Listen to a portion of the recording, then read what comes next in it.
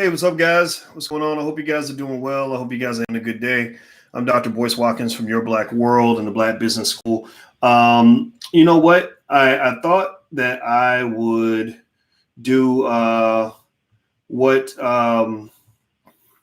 do something I love to do on Fridays. For some reason, something about Fridays, when Alicia and I have some free time and we just kind of get a chance to relax and I let my hair down, even though I ain't got no hair. So I do something called Dr. Boyce Exposed, where you can ask me any question that you want and I will give you an answer. The answer will either come from Dr. Boyce or it'll come from Uncle Boyce. Uncle Boyce doesn't have a PhD. He's just a guy who's lived his life and knows a few things. Dr. Boyce is the guy who went to school. So, hey, Dr. Irene, how are you? Good to see you. And also, I want to remind you guys, if you're not investing, make sure you're investing. The stock market's been doing really well. That's a great source of wealth. If you've missed out on that, I kind of feel bad for you because there's a lot out there. You just got to know where to go get it. And so feel free. If you haven't learned to buy your first share of stock, there's a free training called at firstshareofstock.com. That's firstshareofstock.com. You can also get a free copy of my book. It Takes a Village to Raise the Bar by going to drboycewatkins.net. That's drboycewatkins.net. All right, so let's see. I'm trying to see if I can see the chat on Dr. Boyce TV. I don't see you guys in the chat. So maybe I got to do something else on my screen. So I'm going to answer questions on the Instagram. My Instagram is The Real Boyce Watkins. That's The Real Boyce Watkins. Fethnell, why you got a bald head? Because I don't have as much of my hair and I don't want to look like George Jefferson. 1,000 Eyes Got Beats. Hey, doctor, good to hear from you. Thank you for your time. You are welcome. Why do you support reparations? Because they owe us money. I mean, white folks owe us. We were slaves for hundreds of years, so we deserve something. What's your take on the election? I personally, first I wasn't going to participate, but then I decided that maybe I will participate and just write in the candidates that I want. Now, I was going to write in Dr. Claude Anderson. I was going to write in the Claude Anderson, Vicky Dillard ticket on the nominee. I'm not joking. I really was going to do this, but I found out from Dr. Anderson's wife that she does not want that to happen. So I love the family. I respect them immensely. So what I'm going to do is I'm going to write in a new ticket. So I have to find some new candidates to write in. So I don't know who to write in. I don't want to write myself in because I don't want to be president. I'd rather us get together and support somebody else. I don't want to be the guy. I don't need to be the guy. Hey, Dr. Irene, she says, what do you think? What do I think about what? I'm sorry. I don't know. What do I think? I think that popcorn is good with Twizzlers. Why is no one else talking about reconstruction of these laws? I don't know, Dream Style. I'm not a lawyer, but maybe there's something we should think about. How do I invest in Apple stocks? And is now a good time before or after the split? Really, it should be the same. Theoretically, companies are the same value, whether you invest before the split or after the split. Splits do have a psychological effect. And there's also a theory called the signaling theory that signals where people believe that management may be signaling to the market that there are good times ahead for the company because managers have inside information on the company that the public doesn't have. So, there are various theories, but both Apple and Tesla have done really well since they announced stock splits. And I believe Amazon might be next. Amazon and Google, those are two companies that are ripe for a split. How many shares of Apple do I need to gain wealth? It doesn't matter. You can have a third of a share. What is their take on Master P's rant about C murder? I did not see that. I can only imagine the pain that he must feel having a brother in prison. I've had relatives that were in prison. My biological brother, who I did not grow up with, went to prison. My biological father went to prison. I had an uncle who was a mentor to me, who was like an older brother. He went to prison. And when he went to prison, I cried, and it's just, prison's such a terrible place. There's torture. I think prison is overused in the United States.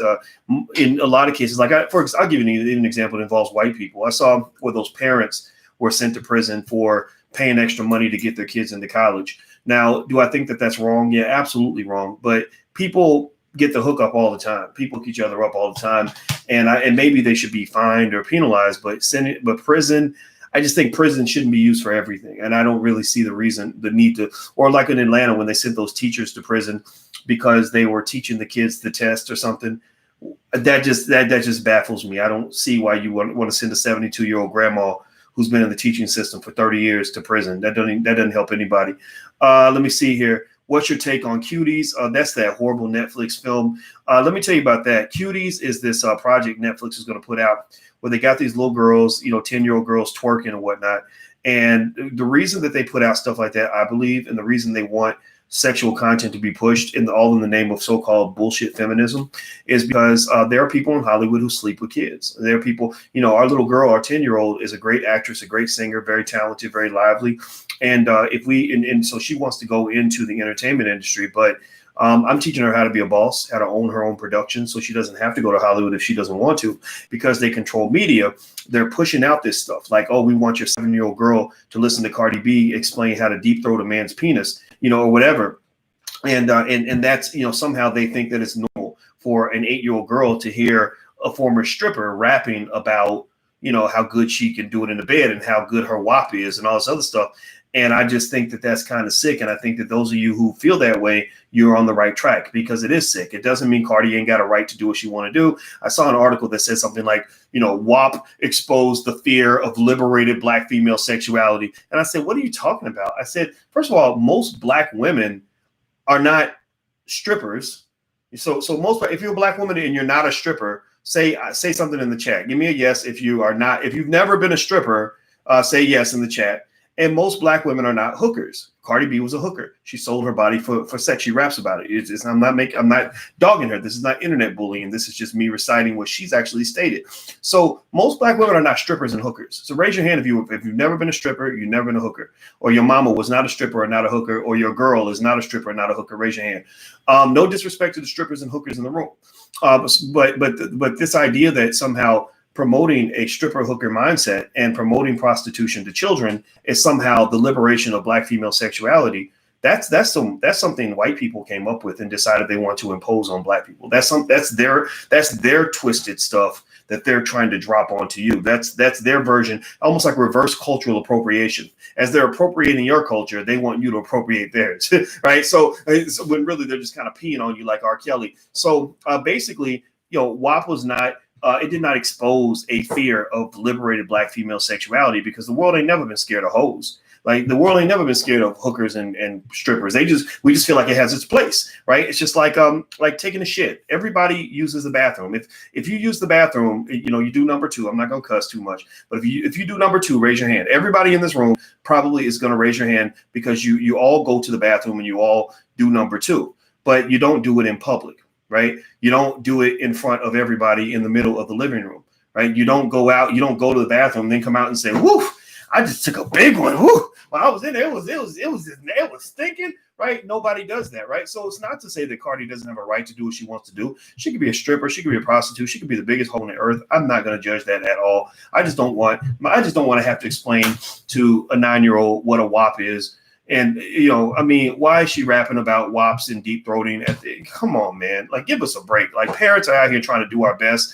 And then people blame you when your daughter ends up on the pole, that she ends up, in a relationship with R. Kelly at the age of 13. And they're like, well, why weren't you there as a parent? Why were you there as a parent? Well, because media has an impact on these damn kids. Like, anybody that's got kids that go to school, that there's lots of stuff that you wouldn't want your kids to know about, but they find out about it when they go to school. So stop that whole the parents should stop it. No, if it's all over the damn internet and it's being mass marketed on mainstream media and being pushed through every radio station everywhere, all YouTube channels, Nickelodeon, they're giving out Kids' Choice Awards and shit like that. How the hell are we supposed to stop that? So I'm just ranting. I'm ranting as a dad to say, just stop it. And I saw that sign for cuties, and I said, God, why we got to have 11-year-old girls twerking on a? Give them, at least let them have a childhood first. Let them play with dolls and doll houses and do kids stuff and think boys are yucky for a couple of years, and then they can start twerking later. Why has it got to be 10 years old? That's Hollywood. That is a glimpse into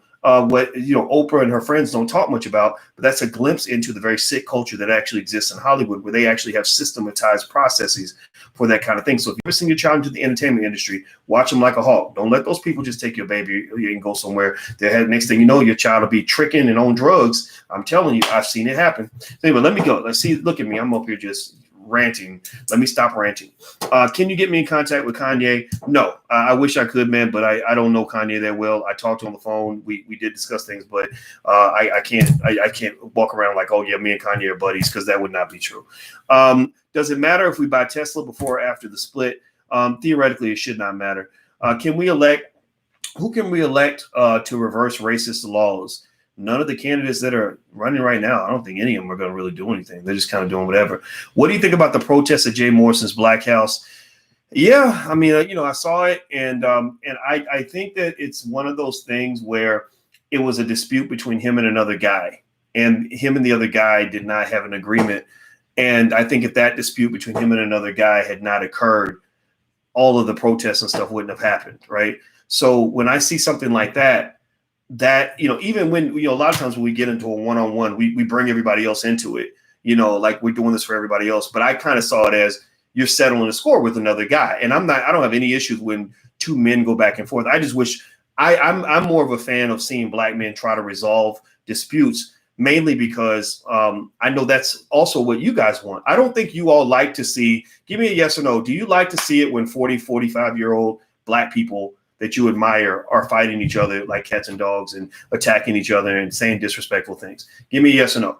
I like to believe that the people that are in here are not just intelligent Black people, but also just grown ass Black people. Even if you're 20 years old, you're still grown in the sense that you want to build. And so while I might understand your frustration or why you might seek to destroy something, I don't necessarily think my time is best used to try to destroy things. Maybe you can critique things, you can challenge things, but I think that at some point I'd like to know, well, what's the exit strategy? Like, where's the out? Right? It's like when I get into it with Alicia sometimes. If fellas, you ever go through this, and some of you ladies may go through it, but it's mostly my guy friends that talk about it. Have you ever had a time where your girl was just mad at you and you didn't even know why? And you don't know what to say. You're willing to say anything and you don't know why. And she's just mad, and just so you know, just a little tip. We have a relationship coach. And one thing our coach taught us is he taught me this. He said, look, Boyce, the studies show that if she has something to say, it's not your job to solve the problem all the time. And I said, yeah, but I'm a mathematician. I solve problems. He's like, yeah, but you don't solve the problem. I'm like, yeah, but I want to solve it. And he's like, no, you don't solve it. You don't solve it. You don't fix it. And you definitely don't want to squash it or ignore it. Sometimes she just wants to be heard. Sometimes she just wants you to acknowledge her reality, and you need to. So I started practicing. Like, okay. And so Alicia will start talking and get mad. Boy, I'm just mad at you. I'll be like, what are you mad at me for? All I did was took a bite out of the bacon. Like, I don't know what I did. And then I'd be like, okay, here you go. Acknowledge. So I'd be like, you know what? I acknowledge how you feel. And I'm so sorry. And I fully acknowledge that. And do you know that shit actually works? It works. So that's a little tip. That's some free game. Pay me later. But that really does work, guys. Just know, and it's a gender specific kind of thing. I mean, sure, it works in the other direction a little bit, but men, we have our own weird issues. But that's one thing they said from male to women, just listen to your girl, let her get it out, and then it works out. So my point is to say, though, like when we get into it, my goal is like, okay, where's the out here? Where's the exit here? Because I don't think you want us to be at war forever, do you? You don't want to destroy our relationship, do you? Because if that's the case, then we shouldn't be in a relationship. So where's the goal to resolve things? And that's why I like the Nation of Islam. And I think the Nation of Islam, they're so good at conflict resolution that we need a national program where the Nation of Islam is literally giving the whole country support on how to resolve conflicts, like a process, like a step-by-step code or protocol to deal with these things. Because this, I'm sorry, the like Willie Lynch shit, it ain't working for you. It doesn't. Whoever wins the war is not a winner. You just weren't the biggest loser. So that's how I feel about that. It made me sad. You guys know I work with Jay, but I've told you straight up, I don't know Jay's business. I don't know the details of what he's doing. I'm not going to answer questions about things I don't know. But I'll just say, as an investor, I invested in the Tulsa Fund. I haven't had any problems. I haven't seen red flags. He has in the fund, there's what they call a lockup period, where there's a certain amount of time where you can't get your money back. Like for mutual funds, some funds cannot just give you your money back. That's why when you invest in things, you want to read the contract to make sure that you know how long your money is going to be locked up, because real estate is a highly illiquid investment. Illiquid investments means that it's not built for the faint of heart. It's not built for somebody that's looking to make money in a year or in 6 months. Real estate is the kind of thing where sometimes you don't really start seeing the real money till 3, 4, 5 years into the process. So you have to let it grow. It's like if I plant a seed, I can't go out and look at my seed every single day to see if it grew a little bit. That wouldn't even make any sense. You let it, you plant it, and you leave it, and then you come back maybe once every few weeks or whatever. And so with real estate, you got to give it time to grow. But that does not defend. That does not. I'm not interested in picking sides, other than the side of just fairness and resolution. I want to see peace. And but here's the reality. There's some people who don't want peace. There's some people who just want chaos. If you watch the Batman movie, there was a time where the Joker, they were explaining the mindset of the Joker, and the Joker, they were like, well, what does he want? Does he want the money? And they're like, no, he doesn't want the money. Does he want the power? No, he doesn't want the power. Does he want to be accepted? No, he doesn't necessarily want to be accepted. He said some people just want to see the world burn. And I think in the Black community, when you have people that have experienced so much pain, all they know is drama and trauma. That's all they know is drama and trauma. Well, that drama and trauma can affect how you interact with everybody. Everything becomes a fight. Everybody needs to get cussed out. Everybody needs to, you need to get in somebody's face. You need to be about it, keep it real, all this other stuff. And that's just not real conducive for building business relationships, because, if you look at major corporations, they fight all the time. They disagree all the time. But they have a process for that. They have courts of law. They have other ways to deal with it. So my hope is that, scenarios like this can be resolved through a procedure, as opposed to, we're just going to go wreak holy hell and make sure that the Tulsa Fund doesn't exist tomorrow. Because I'm an investor, and as an investor, I didn't even look to see if the fund was making money yet, because I know these things take time. You're not going to make money in 2 or 3 months, but that does not mean I'm saying that it's a perfect fund. I don't know. I've invested in things that have lost money before. Investing means you're going to lose money sometimes. That doesn't mean you're a bad investor. It just means you lost money on that particular one. Michael Jordan missed shots. So I don't know. I just hope it gets resolved. It is what it is. And at the end of the day, I tend to sort people out. I sort out those who bring legitimate concerns, who are seeking resolution to build. And then I sort out those who, if you're just seeking to destroy and to be chaotic, that's not the energy I'm interested in. And if that's the energy you're interested in, there are plenty of places you can go online to find that. I'm kind of here to learn and grow and build and move forward. Okay, so I hope that helps you guys. Have you read Ibram Kendi's book, How to Be an Anti-Racist? I didn't read it, but I'm in the book. That's what I did. Somebody sent it to me, and there was a part in it where that they said I was in it because I gave a speech years ago and he mentioned it or something. I'm happy for the brother. I don't know the brother. I'm happy he's selling a lot of books. I think those books are written for white people, though. Those books aren't written for us. Can Black people be racist? Dr. Claude Anderson says we can't. That's an area where I slightly disagree with the man that I love so much. I slightly disagree with him because racism, as he defines it, right, is the ability to impose a systematic infrastructure that elevates one group of people over another, right? It's a system, right? It's a system of processes, rules, procedures, all that, where, one side wins and the other side consistently loses. Well, you can do that if you have your own business. You can do that if you control a community. You can do that in a vacuum. And so what do I mean by that? Well, if you have a business and it's your business, then you can make the rules and benefit whoever you want. Cronyism is everywhere. We just don't like cronyism because we've never been the beneficiaries of it. But if you run a Black family business, tell me this: if you Black and you're running a Black-owned business, are you going to at least be tempted to give preferential treatment to people from your own family? Like, are you at least going to be tempted to take care of Black people before you take care of everybody else? I mean, what's the philosophy of this whole platform? #B1. #B1 means Black first. So some might say, well, you're a Black supremacist. That's racist. Maybe. I don't know. I don't know. I guess. I don't know. I don't think of it that way. I'm not trying to oppress anybody. It's just like, but in my space, this is where me and my people belong. This is where me and my family belong. This is the power base that belongs to us. So if you're an outsider to that, our thought is the same way we deal with like if our kids bring a child from down the street to our house to eat dinner, and they keep coming over every day for dinner, eventually I'm going to say, ain't you got parents? Don't you have a dinner table at your house? Like, why are you eating over here every day?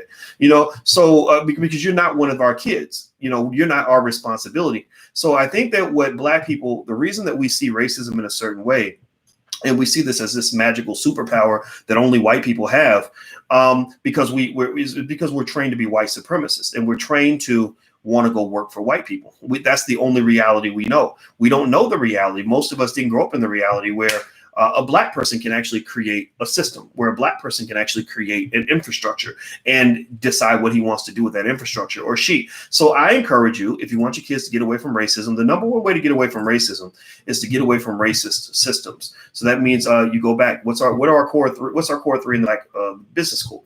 The black core three is we believe black people should educate our own children. You get away from the racist educational system, create our own jobs, get away from the racist economic system, and support black businesses so that we can strengthen those systems over time. Strengthen black businesses, which can also support black-owned schools. In fact, Alicia and I created as a white man treats other white men. That's just my fundamental belief. It's probably a pessimistic belief, but it's one that I stick with, and it's one that works for me. And owning businesses, no, I think we woke up. I think we're going to be fine. What do you think about Jay? I just talked about that. So, I did a whole full-length post about it on my Instagram page. So find the video, share Jay's video, and I did a little post on it. And it is what it is. I know some people aren't going to be happy with that, but that's all I'm going to do. If Trump came back with a black agenda, would you support? If it came back with real money, absolutely, I would support the agenda. That doesn't mean I would support him. But if Trump wanted to meet with me and I thought it was a serious meeting, I would take that meeting. I would take the meeting with any president, no matter what. And that was similar to Dr. King, Malcolm X, people like that, Marcus Garvey. Marcus Garvey is the kind of guy that would meet with anybody. He'd meet with a white supremacist because he didn't need to know if you liked him in order for him to decide if he could get something from that partnership. You know, he didn't need to know that you thought he was a good person or a bad person. He didn't give a shit. And I'm in that category. I don't care if you like me. I don't need you to like me. My mama likes me. I like myself. My woman likes me. I get all my self-esteem from home. With you, we're doing business. We're figuring things out. It's quid pro quo. That's manhood. That's adulthood. That's how you do things in a way where you're not sort of running around here looking for love in all the wrong places. Don't look for these people to like you. They ain't never going to like you. Malik, Brother Boyce, with all the excessively affluent melanated people, why do we not solely possess our own sovereign form of currency? I don't know. I mean, I don't see why we couldn't. I just don't know how to create a currency. So that's what it is. Real estate or stocks. I like stocks. It's easier to get into. And the returns tend to be better. And actually, in the options investing masterclass that we've been doing, we've actually been covering how to identify stocks that you can write call options on. And most people don't know. They know about the options market. They know how to buy options, but they don't know all the opportunities that come from selling options. And so we actually showed that with even basic S&P 500 type companies, you can make a higher ROI writing call options on your stock than you can actually from taking that money and investing in rental property or whatever the case may be.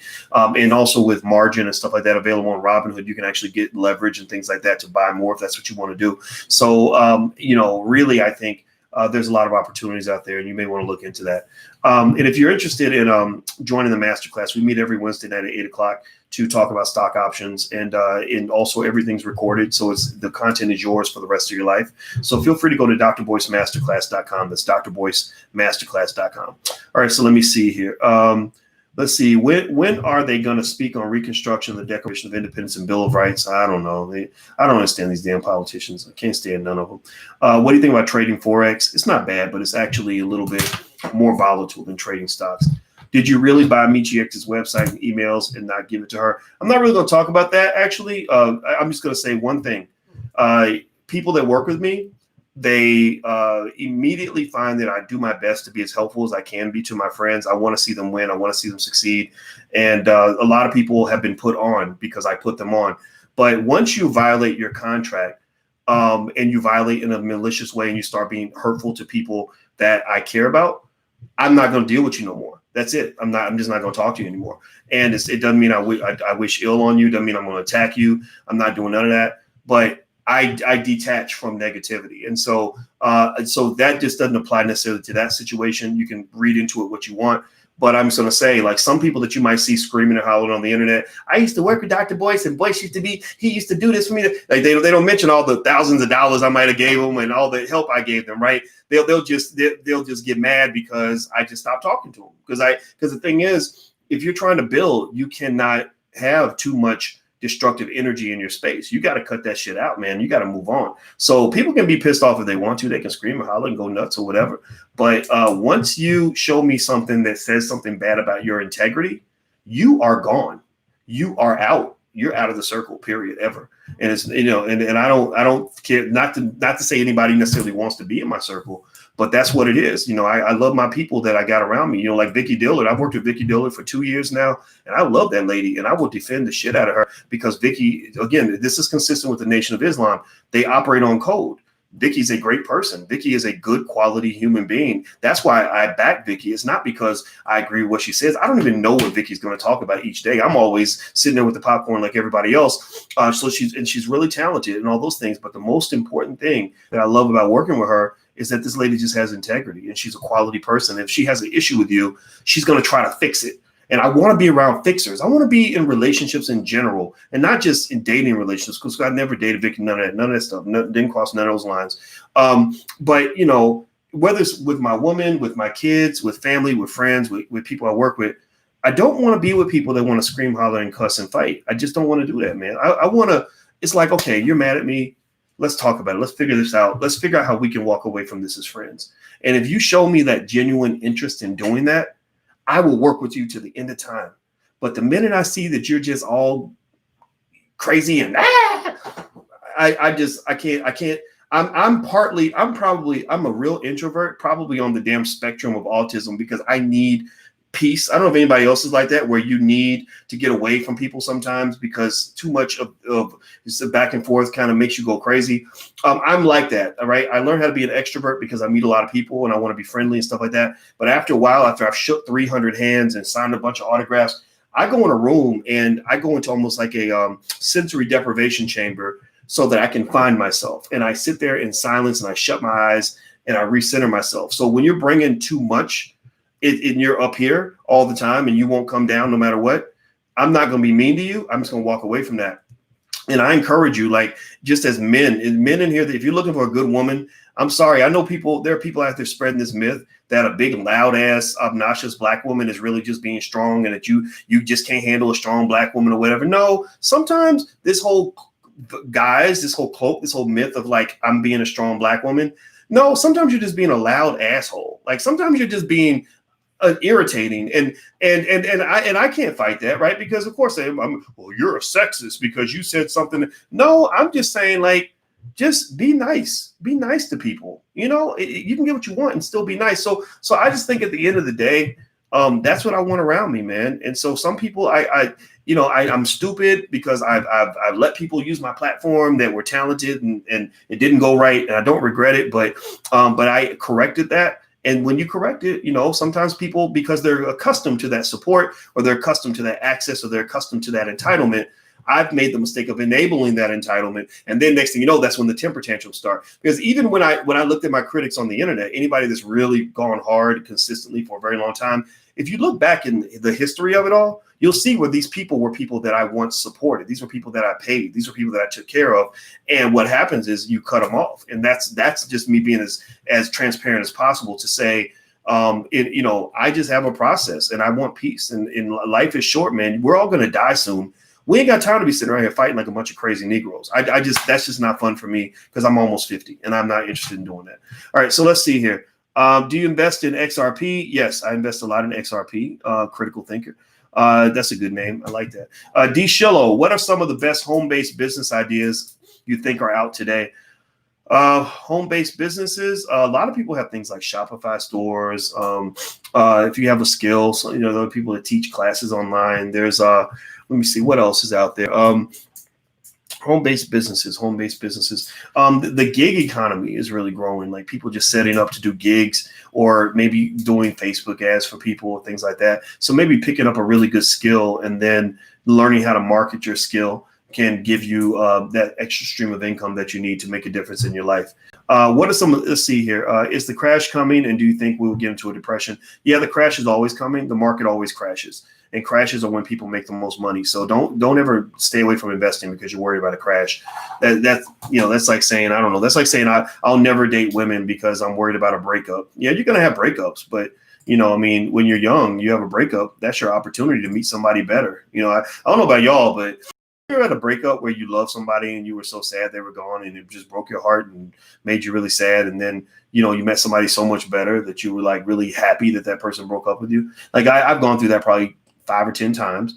And so I don't see. I learned that breakups are actually not a bad thing. It's very painful, but it gives you an opportunity to be reborn in a better situation. So we have breakups all the time, not just in relationships, but also in business relationships. Maybe you get broken up from a job, and sometimes that's a blessing, because sometimes you're forced to break away from something that you thought was good for you, but it really wasn't something, but you were really just addicted to it. So you just were a creature of habit. We stay in bad relationships because we're just used to that person. We stay in bad jobs because we don't want the, what they call the switching costs. In economics, they call that switching costs. We don't want to pay the cost of switching. So we just stick with it until we're forced to switch. COVID was a great opportunity for you to break up with, let's see, what'd you break up with? You might've broke up with that shitty job that you need to quit anyway. You might've broke up with that really bad educational system that's miseducating your kids. Now you're doing what I've been preaching to you guys about for years, about educating our own children. Now you have no choice. So now you might as well get better at it, right? So don't fret change. Change is usually a good thing if you think it through carefully and make good decisions with it and get good advice. If you don't know the answer, that's okay. Find people who do. Let's see here. What do you think about the $400 unemployment? Boyce Entrepreneur King asked.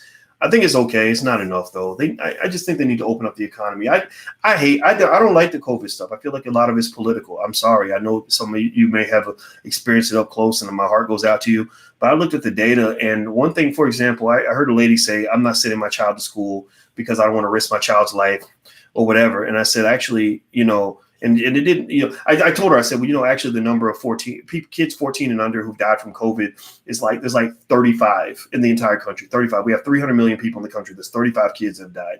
And now 35 is 35, but 35 is not 100,000 or a million. And of course that didn't actually help my point. It made her mad at me. And that's what happens when somebody's so emotionally set on a certain way of viewing the world, and you give them information that's not consistent with that. They have what psychologists refer to as cognitive dissonance. Cognitive dissonance is when because what you said is so different from what my reality was. My first reaction is just to get mad at you because I'm uncomfortable seeing the world in the way that you're telling me that I have to see it. So, but I'm not going to stop. I'm not telling you not to ignore COVID, but I think that the pain and the cure has been worse than the virus. I do believe that. Let's see here.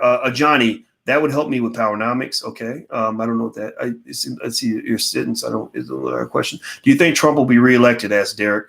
If he gets reelected again, it'll be the Democrats' fault because the Democrats won't listen to black people. And there are millions of black people. I did a survey on you guys, and basically, I think 61% of you said you're not planning to vote for anybody.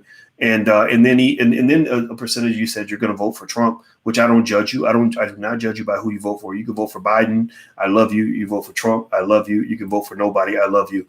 Because at the end of the day, the fate of black people will be determined by black people. How in the fuck are you going to tell me that electing Joe Biden is going to make the black community better when we've had Democrats in power in major cities since forever, and the cities have never gotten better? The cities only keep getting worse. In Chicago, they just start calling in the National Guard because all the violence and chaos has gotten so out of control. The aldermen got together, and I think they went over the mayor's head or something. I don't know. I got to read the details on it, but it's because it's that bad. So I'm sorry, you're up here telling me about black people, maybe they're being affected by COVID and things like that, because those are good Democratic Party talking points, but they will never talk about all the black people being shot up in the street and affected by the massive unemployment and desperation that's out here because they've just decided to shut everything down because they're trying to win an election. I guarantee you after the election's over, this whole conversation will disappear. First of the year, they will barely be talking about COVID anymore, especially if Biden gets elected. If Biden gets elected, they want Biden to do well, so they're going to make sure the economy takes off, which means they're going to shut down the COVID conversation, just like they did during the protests. Did anybody notice that during the protests, they never told the protesters, stay home, we want you to be safe? You being safe is more important than you protesting. No, the protests benefited them politically, so they were encouraging that, right? But then when you want to go to church or you want to go to work, they're like, oh no, you can't go to work. We got to shut down the business because and now it's Donald Trump's fault because there's no businesses open and there's no jobs for you. Well, because you took my damn job, because you told me I can't go to work even though I have only a 99.99% chance of survival. I have a 99.99% chance of survival, but my kids got an 80% chance of starving if I don't bring some money in this damn house. So get out of here. And these people making these rules are rich people. They're wealthy politicians that have $1 million in the bank, so they can sit back and be patient. Some people can't, and that's why I don't like it. I just don't like it. I'm sorry, I just don't like it. What do you think about Larry Elder? I don't like Larry Elder that much. I know he's a conservative guy and stuff, and maybe some of his ideas are good, but he's too far to the other extreme. I like people that have free, independent ideas. I don't like people who share some idea and they'll say, they'll play they play with your emotions. Everybody does, right? So the way the Republican might play with their emotions, Candace, what's her face? The lady married to the white boy who loves Donald Trump. She'll play with their emotions. She'll be like, yeah, the Democrats don't care about black people. And you'd be like, yeah, that's right. And the Democrats, they just use black people. Yeah, that's right. The Democrats keep black people on the political plantation. Yeah, that's right. And that's why we need to vote for Donald Trump. Like, wait, hold up. What? Wait, no. Candace, what's her face? Candace Parker, Candace Turner. I can't get her name right. I forget. What's it? Candace Owens. That's right. I get it there because I know a Candace Turner. There's a Candace Parker who plays basketball. Candace Owens is basically the new Omarosa. So she's trying to get paid by basically, being, she's a political bed wench. I don't know if she's a physical bed wench, but politically she's about as close to that as you're going to get. And I don't like that. I'm not a big fan. The same way black women, how about this? Let me explain like this. If Barack Obama was married to a white woman, a lot of black women wouldn't have voted for him, right? They voted for him because of Michelle, and Michelle, was elegant and everything else. She was dark-skinned, beautiful woman, all this stuff. They wouldn't have supported him as much if he were married to a white woman. Well, the same way black women would have felt if Barack Obama was married to a white girl trying to get your vote is how a lot of black men feel when we see Candace Owens, run around, screaming and hollering for Donald Trump with her white husband on her arm. It's also the same way people feel when they see Kamala Harris run around, lawn jockeying for Joe Biden with her, with her little husband, Doug, on her arm, talking about HBCU, AKA. I'm like, then where'd Doug come from? Was Doug on the yard at Howard? Like, was he the one white boy? Because there's always like a couple white boys at the HBCUs. Is that where you met Doug? So I don't know. I'd like to know that story. I'd like to understand that a little bit better. And I'm sorry, who you marry does affect your credibility. I could not have the same credibility with some of you if Alicia was Becky Smith. If I'm like, yeah, I love black people and I love my white wife too. Like, that doesn't work as well, and it shouldn't work as well, because the biggest investment you can make in your people is who you choose to spend your life with. I have people in my own family that are in interracial relationships, so it's a very touchy discussion, and I don't judge what people do, but I do think that you have a right to evaluate every piece of information that's in front of you, because they're evaluating you. So with Kamala Harris, nothing's off limits. In my opinion, I know why she dated Willie Brown. We know that game. You're 30 years old, he's 60. Come on, what else? Why else would that relationship even happen, right? And then you could go further into Doug Emhoff. It's not a coincidence that he's a powerful lawyer that can give her political connections. So it doesn't mean that she couldn't do the job. I think that she's going to be the next president. I think that. Well, sorry, scratch that. I think she's going to be the president after Biden. Biden will not finish 2 terms for sure. He probably won't finish 1. He's gonna. If he makes it through 1, he'll step down. Kamala will be the candidate. Kamala will be the first blackish president, blackish female president we've ever had. She's not completely. She's not African American. She's Jamaican, which makes her black. We know Jamaicans are black, right?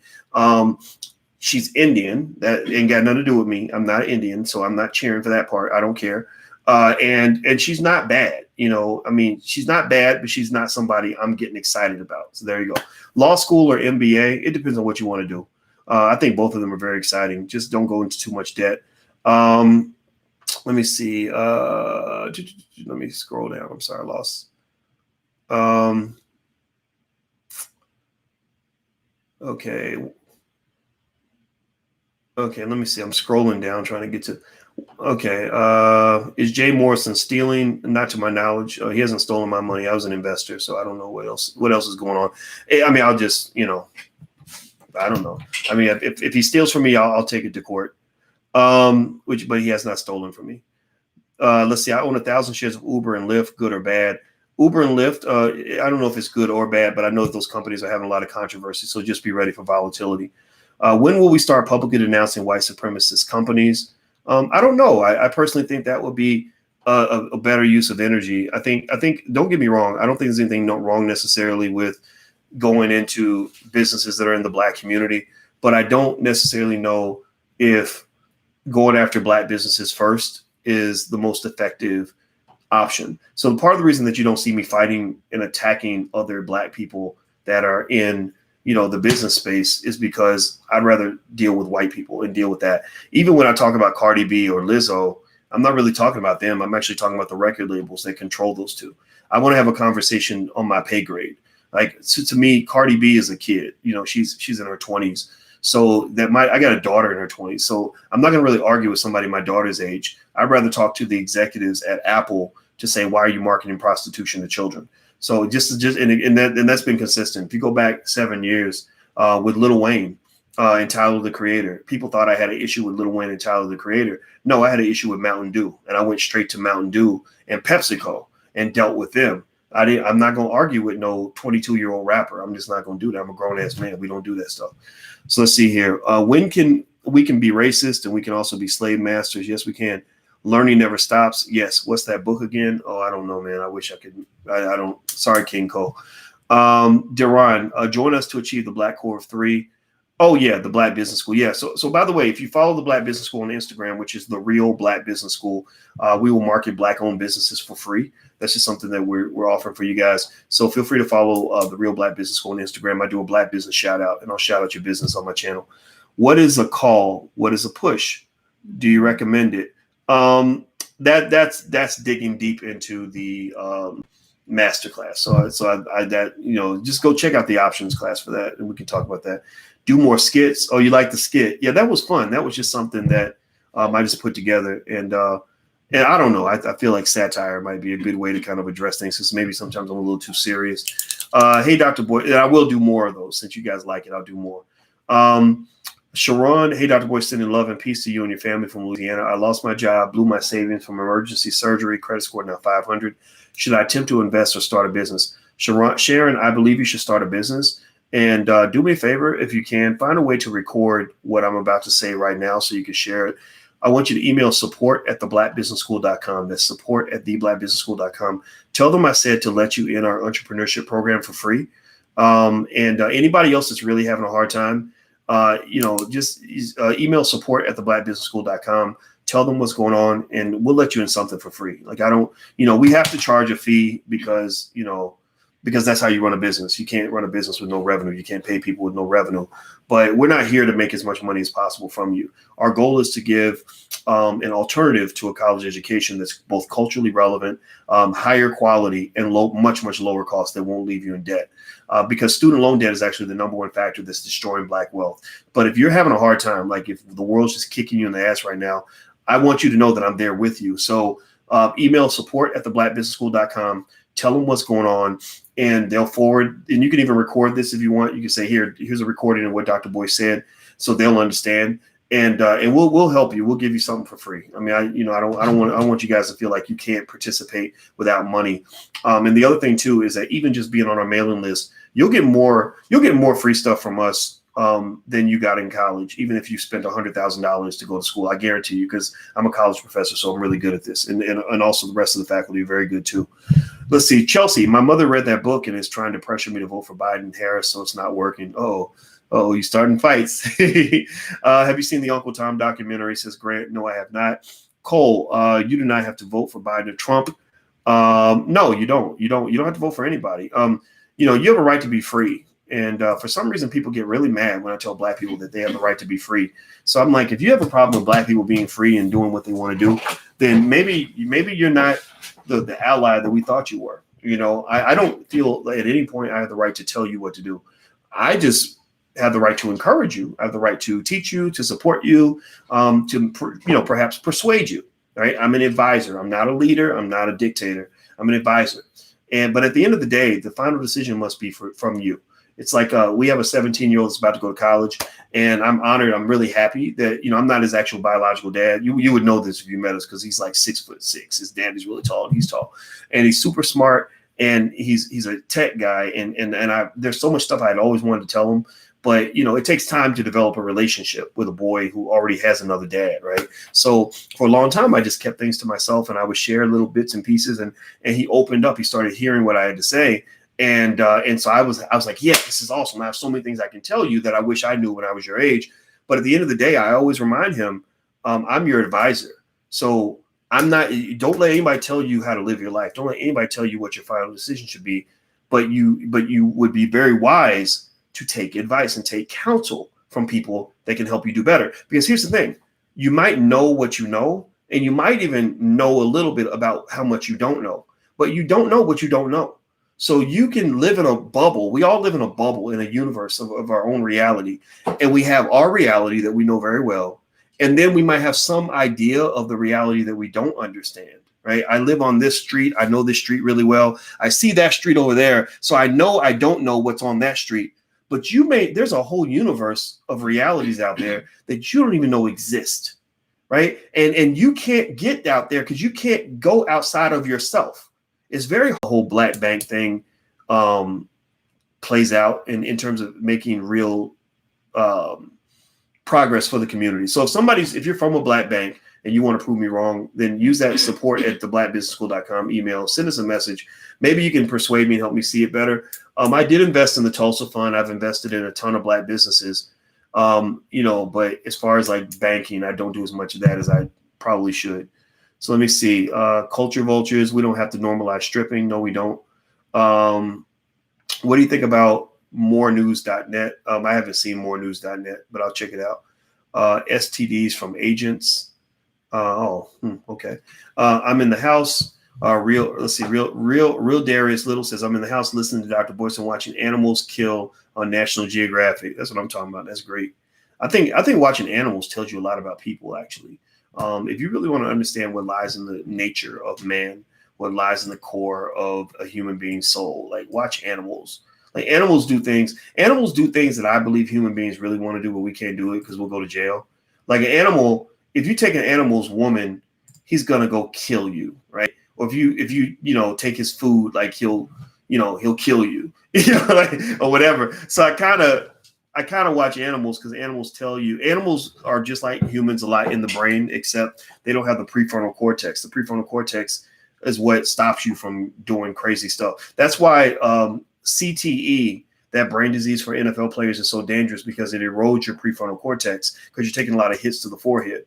So ultimately what happens is that they lose their impulse control. That's why a lot of these guys get arrested for crazy stuff, where you'd be like, why would he do something like that? Like Aaron Hernandez, like you're like, if you just won the Super Bowl with the Patriots, what makes you want to go out and shoot all these people? Well, it's because Aaron Hernandez because he has CTE so bad, his ability to engage in rational thought that you and I that would stop us from killing somebody. All of us have felt angry enough to want to kill somebody. But if that prefrontal cortex is damaged, you might actually go do it. So Aaron Hernandez was a victim of brain damage. Same thing with Kellen Winslow Jr. He was also same position. He played the same position as Aaron Hernandez. I guarantee you that he's got CTE really badly, because most of the players have it. 99% of the college players have CTE or something like that. Some insanely high number. The NFL players definitely have it. The hits they take are insane. And so Kellen Winslow Jr. went to prison because he was out like raping 80-year-old women or something. That's not normal behavior. Like, that tells me that there's something going on brain-wise where he needs, they need to study his brain. I'm not saying they should let him off the hook, but that's mental illness. So that's my opinion. I don't know. Let's see. What's your opinion regarding Noble Drew Ali's philosophy that we're not black, and until we proclaim a true nationality, will continue to experience not being recognized as a nation and mistreated unjustly? I was telling you about him. Okay, so Alicia is woker than me, so she knows more about Noble Drew Ali. I'm going to research it because I'm not an expert on it, so I'm not even going to answer the question, just for the sake of not sounding totally stupid right now. Dr. Boyce, can you help us start the Black Voter Block? Sure. Send me an email. I'll be glad to take a look at it. Are you affiliated with a fraternity order? No. When I was in college, I was invited to join every single fraternity, and I turned them all down because I did not want to let go of my money, and I did not want somebody calling me at 3 o'clock in the morning to tell me to go to Taco Bell and messing up my GPA. And so it just didn't make sense to me. Let's see, finger pointing fools in, okay. Epstein and Weinstein were in cahoots, probably. A lot of people hung out with Epstein. That's pretty interesting. Let's see, let me keep going. Let me scroll. Okay. Single dad, warehouse job, 8-year-old son. I want to learn and start investing. Where do I start? How do I start? Go to firstshareofstock.com. That's firstshareofstock.com. There's a free training that you can get access to that will show you how to buy your first share of stock. So we offer you a chance to join our mini class in stock market investing if you want to, but you don't have to do that. Just go to firstshareofstock.com. You'll get 2 things for free. It won't cost you a nickel. One, you'll get that free training, which is really good. Over 1 million people have watched this video. So I'm very proud to say I've got millions of people in our community investing. You have to know what I know in terms of financial research to know how massive that impact is going to be. I mean, I'm not even going to try to explain it because I'm going to sound weird, but just trust me when I say that's going to be a game changer for us. That's going to be as big as reparations, because wealth is a game, and it's a game where skilled players win the game. So by pushing and talking about a culture of investing, communities that have an investing culture, they just tend to win the game. They tend to acquire assets in a way that allows their wealth to grow. They're very good at the game of buy low, sell high. They're very good at what I tell my students, I call it OPP. They're very good at spotting opportunities. They're very good at having patience. They're very good at having perspective. Those are things investors have. They see opportunities, they have patience, and they have perspective. Our culture, unfortunately, the culture that gets promoted to you through media is the exact opposite. It's the other kind of OPP culture, right? It's the culture that's built on instant gratification. Perspective is limited because you're stuck in the moment. People can't spot opportunities. They only see problems. So really, literally, if you take that OPP philosophy that I did, I was just having fun with my students, but it does work. Think about this. Entrepreneurs and business owners and wealth builders, they see opportunities. Where other people see problems, they see opportunities. So a person who sees a situation, sees a problem, is going to get sad. They're going to get depressed. They're going to get into a victim mindset. Woe is me. It's hard again because I'm black. It's Trump's fault. It's Biden's fault. It's my mama's fault. It's my girl's fault, right? That person isn't going to be able to take advantage of an opportunity because they don't have the initiative to go and pursue that opportunity because they're too busy being sad because they see a problem. Patience. Well, patience means that you make a sacrifice. The number one rule that I applied when I was trying to go to grad school, and I did something nobody I knew was doing, which was it took me till I was 31 years old to get my PhD. It sucks to be in school till you're 30 years old because people think that you're a deadbeat. I hated that, right? But I remember I read something somewhere that was great, and it said, you live a few years like nobody else will, so you can spend the rest of your life living like nobody else can. So I said, okay, I'm sacrificing now so I can really have ownership over tomorrow. And if you look throughout the investing world, that's all investing is. The people that have money now are people who made a sacrifice in the past. The reason that neighborhoods are gentrified now is because there were people who started planning gentrification in the 1970s when it didn't make any sense. Kenny Gamble, it wasn't just white people. Kenny Gamble out of Philadelphia, who's a black man, when he got in the music industry and they started writing him big checks and all his friends were buying fancy cars and nice clothes and fur coats and whatever, he was actually trying to go buy hundreds and hundreds of houses in his old neighborhood where the property was cheap. And why was he able to do that? Well, because there wasn't a big culture of ownership. It was very much a woe is me kind of mindset where even if people had money, even the people that had money were not using the money to actually buy property. Well, he bought all this property and now he's a multimillionaire and owns acres and acres and acres of land in premier real estate in downtown Philadelphia. So a lot of gentrification, sure, it definitely occurred because white people are sneaky and they make plans and things like that. But that's not white supremacy. That's just called being competitive. That's not. I mean, if you want to call it white supremacy, you can be my guest. But I don't call it white supremacy because that's not something that only white people can do. Maybe they were supremely prepared, in certain ways, right? And I'm not saying that white people are good people or anything like that. I'm just saying that I don't understand. I think that, you're handicapped from the beginning because you're not really taught to understand that you're entering into a competitive game.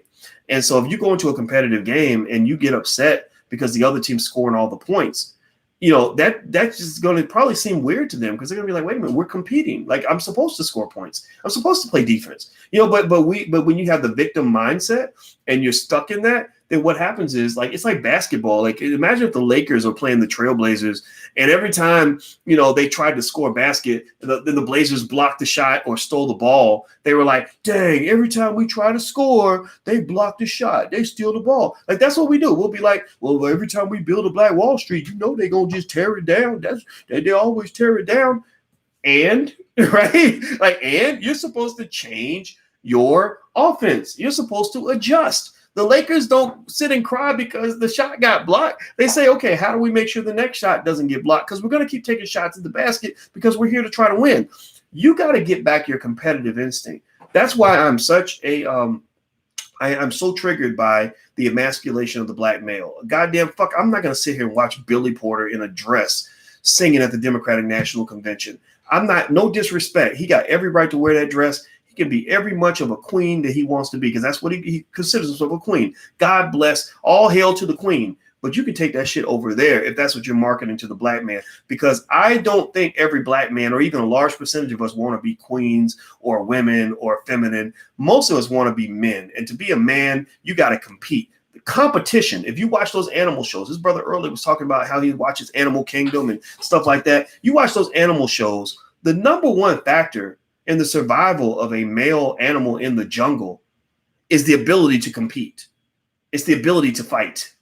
That's all it comes down. Everything comes down to, can you compete? And you're competing for access to the vagina, because ain't no self-respecting woman gonna give her womb over to a man who cannot compete for food, who cannot protect, who cannot provide resources. Animals show you everything you need to know when it comes to competing with white supremacy. Animals tell you everything you need to know about how to be successful in life. If you cannot compete as a man, then you will perish. That's survival of the fittest. That's the world you live in.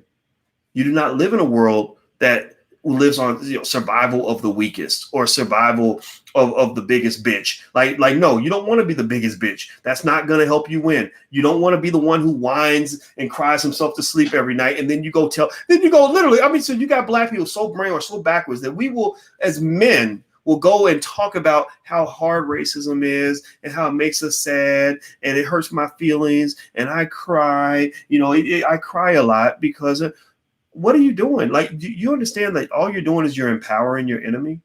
Like, really, that's what you're doing. You're literally telling, when you tell your opponent who's trying to figure out how to defeat you, by the way, like imagine if LeBron, he's getting, the Trailblazers are beating him in the playoffs.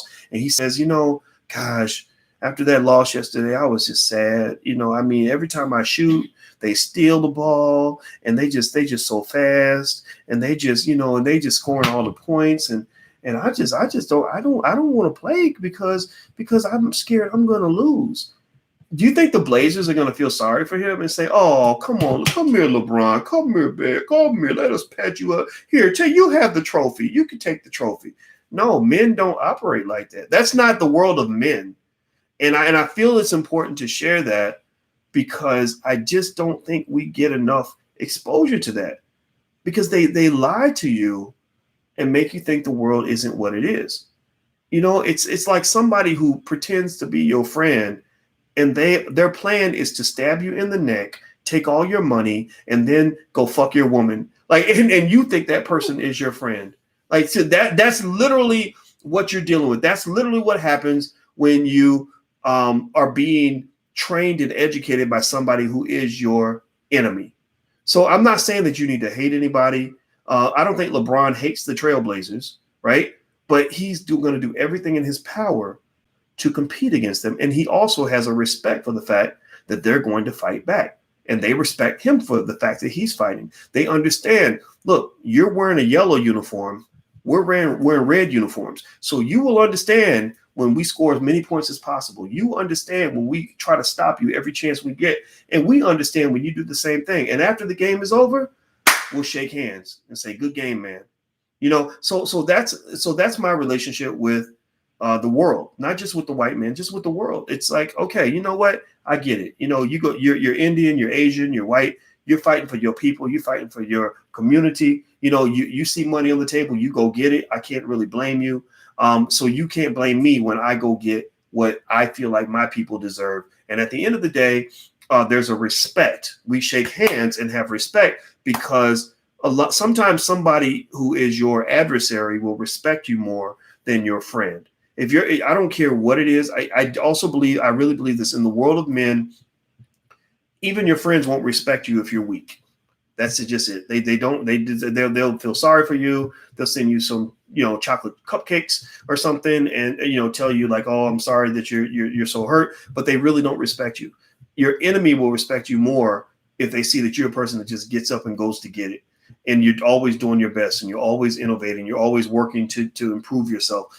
And I think the black man needs to get that, and that's really linked heavily to your testosterone. It's linked to having big dreams. It's linked to having goals, having strategy. It's linked to your ability to get up in an enthusiastic way and say, even if I don't win, I'm going to just compete. I'm going to fight as hard as I can. And that's a big part of manhood. And I think that we've lost some of that. And I think that's why your community loses sometimes. Because here's the thing. If I had a choice between being a really ambitious person with a lot of confidence who had very little versus somebody who was lazy, unfocused, and had no confidence, who had a lot, I would rather be the person who has a little, because that confident person who's strategizing, planning, preparing, innovating, going hard every single day, eventually they're going to get what they deserve. Life almost always gives you what you deserve. So if you're hustling harder than everybody else and you're always working to get better and you're always pushing as hard as you can, hang in there, keep going, because you're going to get what you deserve. And the other thing about being black is that you can't listen to everybody, man, because so many of our people are so gone. And, whether you're talking about the chaotic dysfunction of people that always want to fight and yell and scream, there's probably some people in this chat right now, saying a bunch of bullshit just so they can distract from the purpose. They ain't building shit, ain't doing shit, ain't succeeding in shit. So they just get mad at other people who are being successful. And then you got white people, that are giving you this kumbaya bullshit. Like, oh, well, John Lewis, said that black boys should be full of love and hope and kindness and peace. And all of y'all ain't built that way. And if you're not built that way, that's okay. Like, you're just going to have to go against the grain. I have a lot of people that just don't understand me. And some of those people just don't like me. And I am very 100% abundantly clear when I have to repeatedly tell you that I do not give an inch of a fuck. I do not care. In fact, the more different I am from you, sometimes that tells me that I'm doing things right. That's what it is. So anyway, let me keep going. All right. So let's see. Vicky's amazing. Yes, she is. Have you heard of Plant Tanhotep? No, I have not. Have you? What's the name? PTAN Hotep. Brother Rich, though, the Black Magic Channel. Yeah, Vicky was on there. Yeah, shout out to Brother Rich. Shout out to Brother Rich. He had Vicky on the other day. That was a great interview. Really? You promote her heavily. She doesn't attempt to undermine your role. She credits her partners who promote her. Yeah, Vicky. Yeah, Vicky's great. I like Vicky. Would you invest in Tesla and Apple before the stock split? I've already invested in Tesla and Apple, and I did. The split shouldn't actually theoretically make a difference in the value of the company. I just want you to know that. Do you feel social media destroyed the political energy of black organizations? It could have. I mean, it definitely changed things, but it did not. It changed things, but it did not. I mean, it just created a new environment. You just got to learn how to operate in a new environment.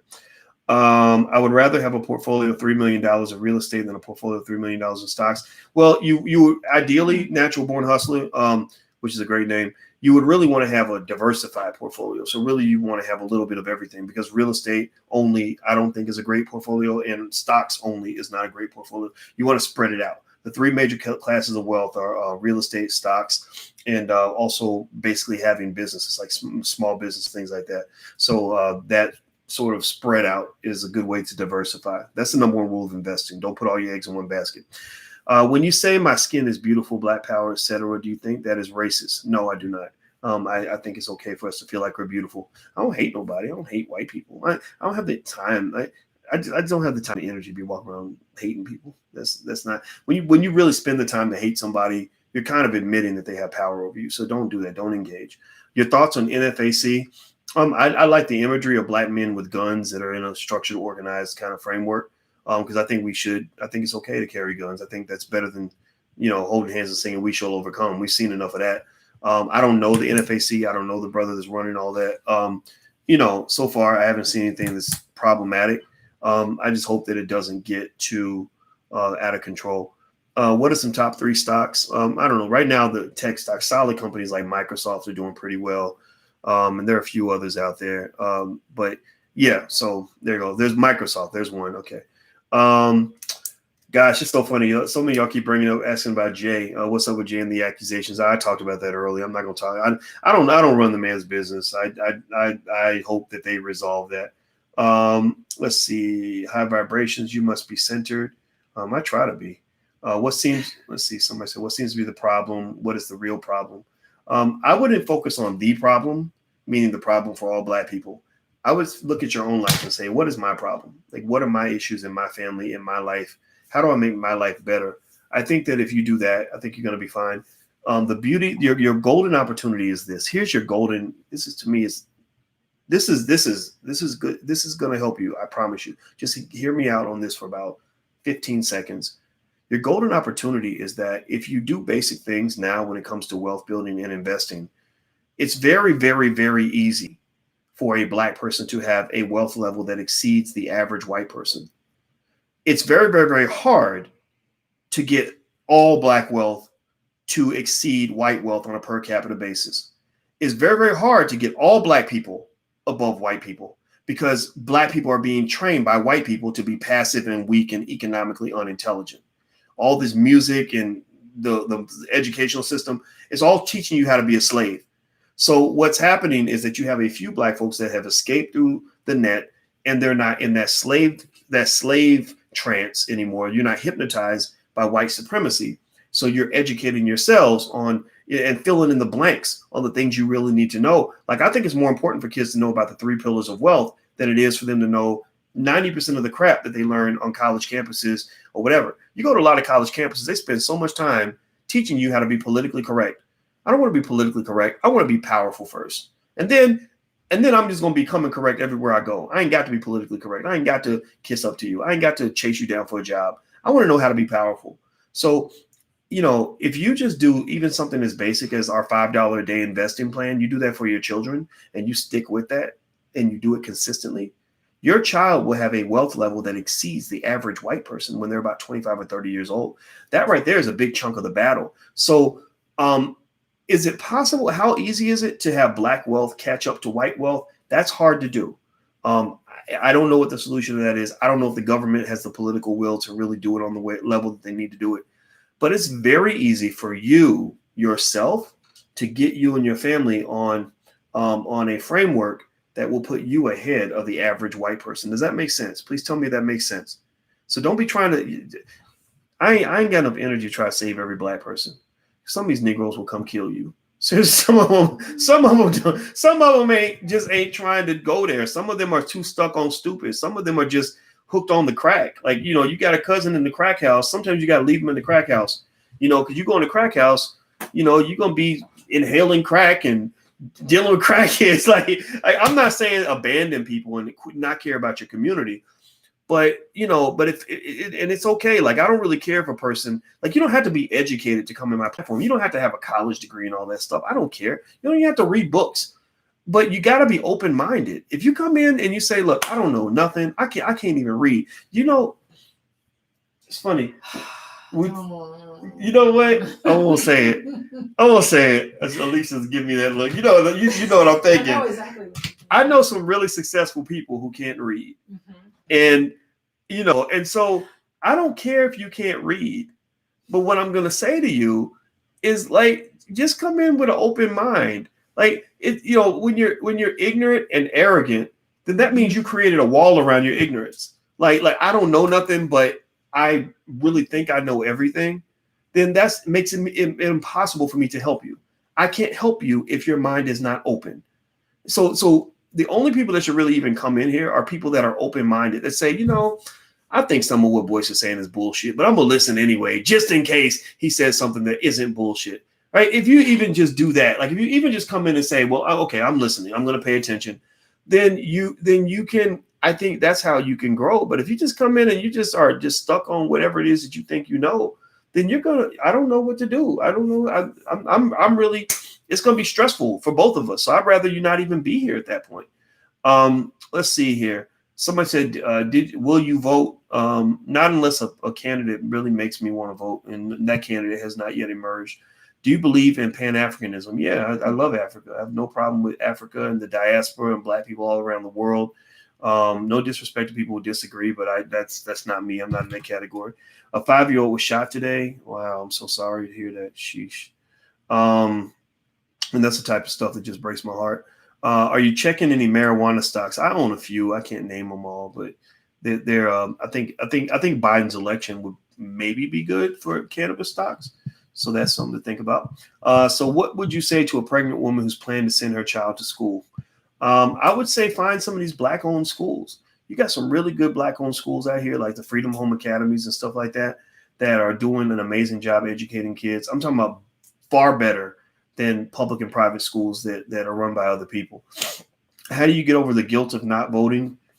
I don't have any guilt, Jaime. Actually, or is it Jaime or Jamie? I'm not sure. I've seen it pronounced both ways. I don't have any guilt. I would have guilt if I voted because I don't like doing things that don't align with my conscience. If it doesn't make sense to me, I don't want to do it. I can't make myself dumb enough to just follow your orders if I disagree with them. So, not voting, abstinence is actually a political strategy. And so when people say, well, it's people like you that are going to get Trump reelected, I say, no, actually, it's the Democrats that want Trump reelected, because if they really wanted him out of office, they would do right by Black people. They would listen to Black people. They would do what they need to do, because my vote is up there. It's available, but you got to earn it. You can't get it without earning it. So if you go into a store and the product is $100 and you say, okay, I'll give you 25 cents. Then they're not telling you, they're going to say, get out. They're going to say, no, we're not going to sell it to you for 25 cents. So it doesn't mean the product isn't available. It just means you got to come correct. If you can't come correct, then you don't get the product. So I am the product. My vote is that product that costs $100. I feel like the Democrats are offering me 25 cents. I'm not going to sell myself cheap, but I am available. If any party impresses me enough to make me vote for them, I will vote for them. Let's see. Talk Williams. Yes, sir, Dr. Watkins. If someone has a habit of paying a car note each month, once that car is paid off, take that habit and invest at least half. You already have the habit. Yeah, you should invest before you do anything else. Investing, take care of yourself first. Take care of your future first. That's the most important thing you got. How do you feel about the Lori Loughlin sentence? I think that we send people to prison too much. I didn't, just because she's white doesn't mean I'm going to be happy about it, because it could happen to a Black person. Whatever they do to white people, they're going to start doing it to y'all too. So I think that we send too many people to prison. I still think about Atlanta when they sent all those teachers to prison. I mean, I'm talking about old ladies, like older than my mama, who've been in the school system 35 years. Why are you doing sending a 65-year-old grandma to prison? What the hell did grandma do that makes her a danger to society? No, we have a country that's too hell-bent on incarceration, and they make money off incarceration. And that's one of the serious evils of capitalism.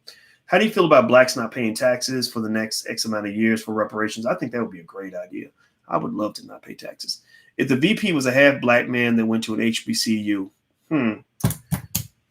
if the VP was a half Black man that went to an HBCU and married to a white woman, would I care? No, I wouldn't care. And I would look at his policies. I don't care about what race you are a lot of times.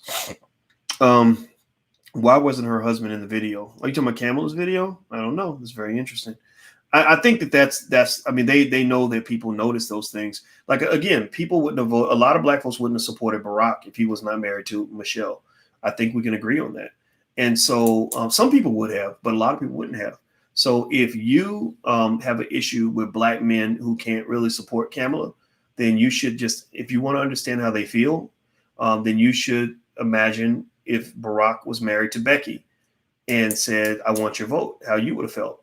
I think Black women rightfully feel insulted when Black men, when we pass them over constantly, and we lean on Black women to raise us. We lean on Black women to protect us. We lean on Black women to have our backs. But then when it's time for you to really make the ultimate sacrifice, which is your life and your future and your wealth, then suddenly you want to go give that to somebody else. That's very insulting. Very insulting.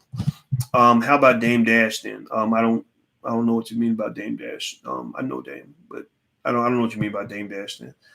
You better not say Native Black American. Dr. Boyce, how can we get the presidential candidates on board with reparations? I think just keep repeating it and basically not letting that issue go. If they can't support reparations, then no, they're not going to get my vote. Are you a real doctor? Not like an MD doctor, a PhD doctor. Yes, I got my PhD at the Ohio State University. My dissertation's online if you want to go look it up. So let's see. Why do black men put black women down so much? I don't know. Real men don't do that. All the real men in the building, raise your hands.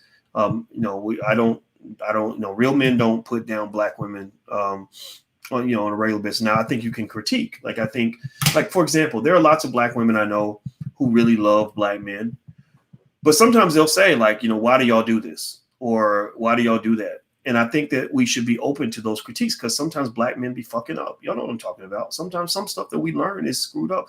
We're a really screwed up group of people in certain ways, right? But I think that there's a difference between a critique that involves a consistent bashing and saying that you're less than, versus a critique that says, I love you enough to encourage you to do better. I still got your back, but this is pissing me off, right? I think those kinds of critiques are okay. And also, I think critiquing an individual black man does not mean you're critiquing all black men. Critiquing an individual black woman does not mean you're critiquing all black women. I don't, that's stupid. That's dumb politics, where somebody says, oh, because you don't think WAP was a good video, because you don't want little girls rapping about wet ass pussy, that somehow you hate Cardi B, which means you hate all black women. No, I know a lot of black women who don't want 8-year-old girls run around being sexualized like they're grown strippers. So we got to have you know what? I would say that we have to have the ability to have those nuanced conversations. I believe a lot of you have that, and I encourage you to continue to cultivate that, because you live in a world where that is not supported, and a lot of people are not either don't want to do that or are not capable of doing that. And those people are not the ones who necessarily need to be in these conversations. Should couples have a separate bank account? What do you think, babe? Mm-hmm. Yeah, I think they should too. Yeah, I think you should have your own money. We tell our girls you need to have your own money, but still build with a man, but have your own shit. There's nothing wrong with that. Are you still coming to North Carolina? Not anytime soon. I'm going to take my time. Charlotte. We do. If we go to North Carolina, I'm going to do an event in Charlotte, because I've been wanting to go to Charlotte for a while. Candace Owens is trash. Well, I can't totally disagree with that statement. Who is the best Democratic candidate that you felt should have been nominated this year? The best Democratic candidate. Who do you think should have? I don't know. They were all so bad, because remember they had all those white people. They had Kamala and a bunch of white people. Who else was there? Was Gilliam one of them? No. I like Tulsi Gabbard. Tulsi Gabbard. Yeah. Now she went. Like she challenged Kamala on some of her stuff. Yeah, she wasn't bad. But white girl, she wasn't. She was okay. I didn't She's Indian too. Is she? Mm-hmm. I didn't see any candidates that really did it for me. Andrew Yang, he wasn't bad.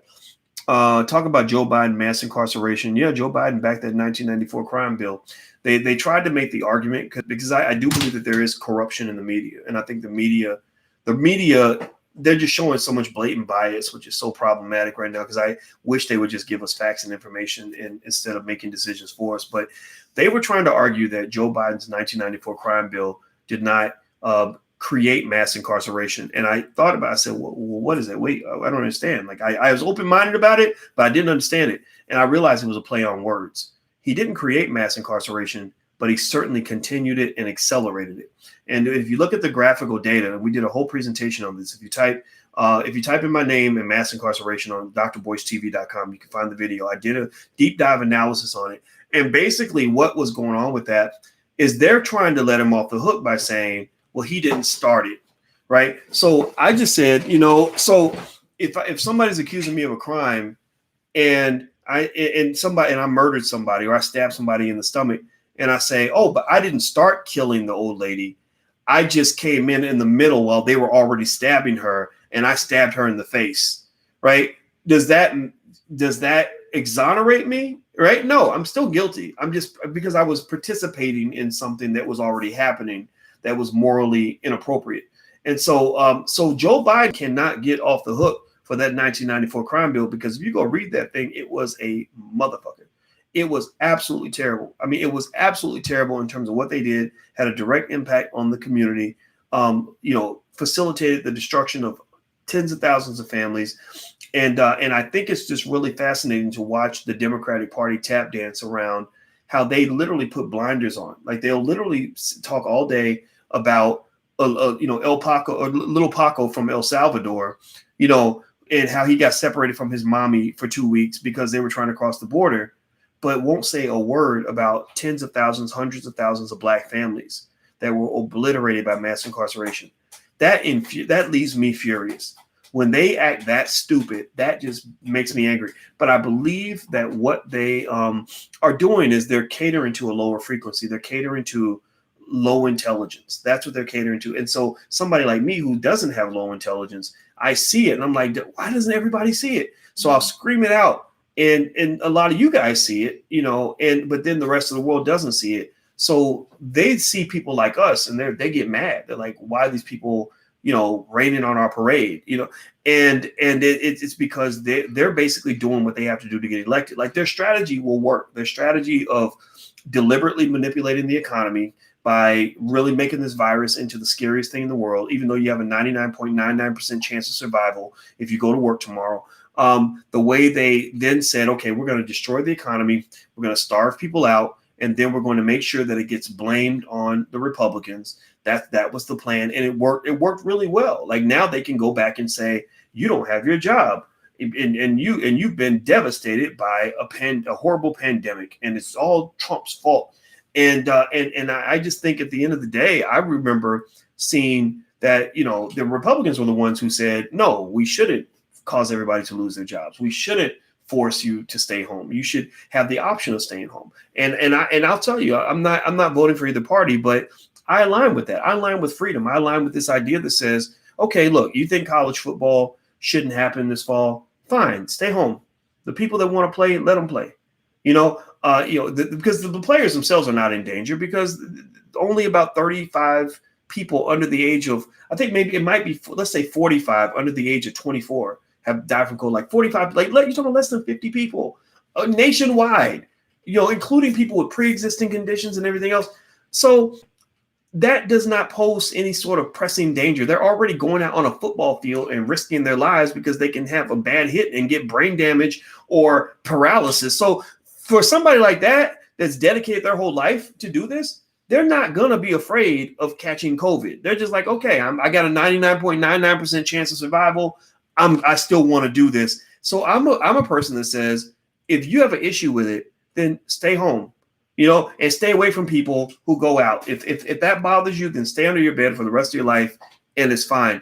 And people, what I don't like is when people have their values and their views and they try to impose that on everybody else. They say, no, because I'm scared and I'm going to stay home forever, I want everybody to stay home until I come out. And I don't think the world works like that. I don't think that's fair. I don't think that's right. And the liberals tend to do that more. I've seen the liberals do that more than the conservatives do. The conservatives are more like live and let live. Whereas I have liberal friends and I have conservative friends. My conservative friends will say, I disagree with you. And that's it. Like even when I was in college, I used to write these, pro-Black articles at, at the University of Kentucky when I was in in grad school. And I had a really conservative editor named Matt Felice. And Matt was, super, super, super Republican, and we couldn't stand each other politically.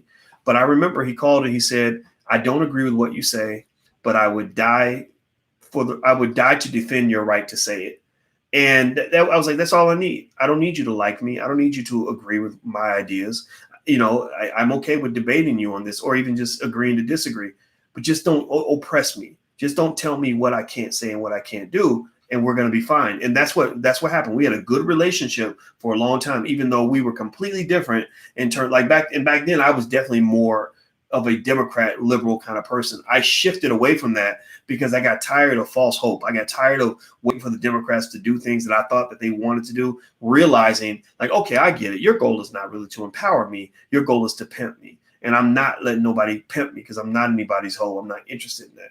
So anyway, I'm done talking, guys. Do me a favor, hit the thumbs up button, hit the share button, hit the subscribe button. Also, you can follow me on Instagram at The Real Boyce Watkins. Feel free to do that, The Real Boyce Watkins. Also, last but not least, tomorrow we're doing a special lecture in the Black Business School on how to turn your child into a millionaire. So if you have kids in your life and you want to position them, it's very easy. It's a very straightforward formula breakdown that I'll do for you tomorrow on how to position your kids to be above the struggle, to play powernomics, not strugglenomics. And it's very easy to implement. So if you're interested, you can actually do a $1 trial in our program for kids. We have a Black Business School for Children. You can go to blackmillionairesoftomorrow.com. That's blackmillionairesoftomorrow.com. So it's a 30-day free trial, 30-day 100% money back guarantee. So if you do the first month and you don't like it, we'll give you your $1 back. So feel free to give it a try. It'll make a big difference for your kids. So take care, guys. Have a good day. I'll see you soon. Be good. Peace.